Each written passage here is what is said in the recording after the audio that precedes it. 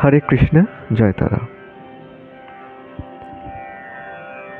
দেখুন, দর্শন বা ফিলোসফি হলো এমন একটি বিষয় যা আমাদের এই জীবন এবং জগৎ সম্পর্কে সামগ্রিক আলোচনা করতে চায় এবং এর সারবত্তা জানতে চায়।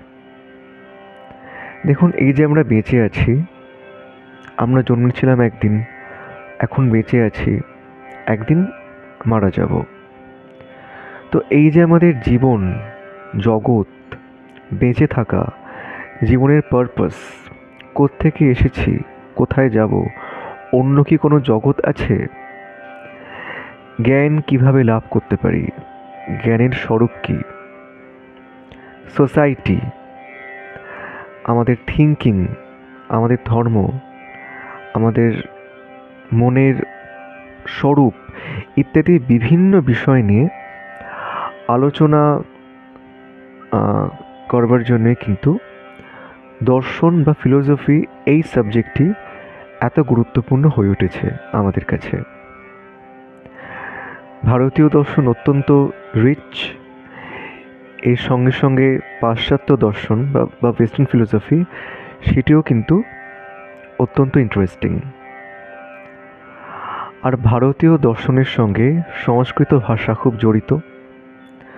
সংস্কৃত দৃশ ধাতুর সঙ্গে অনট প্রত্যয় যোগ করে দর্শন শব্দটির উৎপত্তি হয়েছে, যার অর্থ হলো দেখা।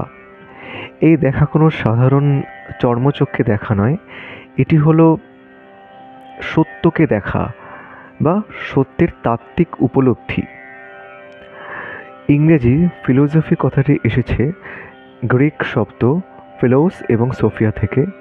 ফিলোস শব্দটির অর্থ হচ্ছে অনুরাগ এবং সোফিয়া শব্দটির অর্থ হচ্ছে জ্ঞান, জ্ঞানের প্রতি অনুরাগ, সেটাই হলো ফিলোসফি বা লাভ অফ নলেজ।